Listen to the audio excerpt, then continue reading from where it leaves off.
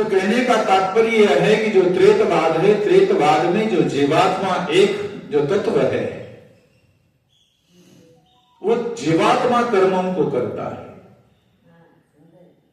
और जो कर्मों को करता है फल का उपभोक्ता भी वही होता है। ऐसा नहीं है कि कर्म कोई और कर रहा है और उसका फल हम भोग रहे हैं। और उसका जो संस्कार है, जो भी हम कर्म करते हैं, उनके संस्कार गहरे हमारे मन मस्तिष्क पर, अंतःकरण पर पड़ते हैं, और उससे भी आगे हम यदि चिंतन बढ़ाएं तो जीवात्मा के साथ जो परमात्मा ने सूक्ष्म शरीर प्रदान किया है, उस सूक्ष्म शरीर में ये संस्कार स्थापित होते हैं। अब सूक्ष्म शरीर है क्या, और सूक्ष्म शरीर कितने होते हैं जीवात्मा के पास? लोग कहते हैं सूक्ष्म शरीर केवल एक होता है, लगभग सभी को यही मालूम। परंतु जब हम सत्यार प्रकाश के नवम समोल्लास को पढ़ते हैं तो ऋषि ने कहा कि एक भौतिक सूक्ष्म शरीर है और एक अभौतिक सूक्ष्म शरीर है। जो भौतिक सूक्ष्म शरीर है और अभौतिक सूक्ष्म शरीर है, ये दोनों शरीर जन्म के समय और मृत्यु के समय जीवात्मा के साथ रहते हैं।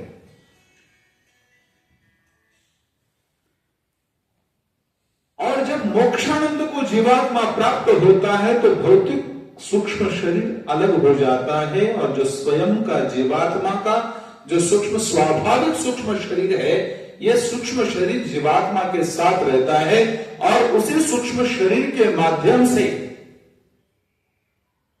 ऋषि जी लिखते हैं, सृजवन श्रोत्रम भवति, स्पर्शन त्वक् भवति। जब जीवात्मा को यह इच्छा होती है मोक्षानंद में कि मैं किसी को सुनूं, किसी की आवाज को सुनूं, तो वो करने की जो क्षमता है, वो सुनने की क्षमता जीवात्मा में स्वयं निर्माण हो जाती है। यदि जीवात्मा को यह लगता है कि मैं किसी का आस्वादन ले लूं या किसी को मैं सूंघूं, किसी को मैं देखूं,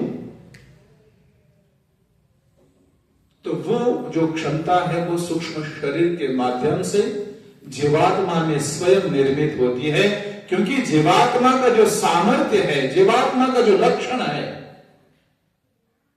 और वैसे तो कहा कि जीवात्मा की शक्तियां कितनी है, 24 शक्तियां गिनाई ऋषि ने। और ऋषि ने गिनाई का मतलब ऋषि ने स्वयं नहीं गिनाई, ऋषि ने दर्शन के आधार पर, सांख्य दर्शन के आधार पर गिनाई।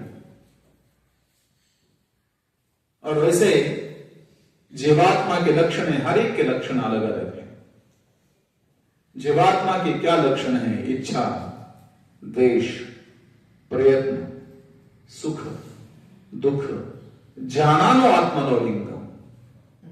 दर्शन कह रहा है कि जीव किसमें है? जिसमें इच्छा, इच्छा किसकी? कार्य करने की इच्छा। दूसरी क्या है? द्वेष। द्वेष का मतलब जो तथाकथित द्वेष नहीं है जो हम द्वेष करते हैं, दुर्गुणों से द्वेष करना।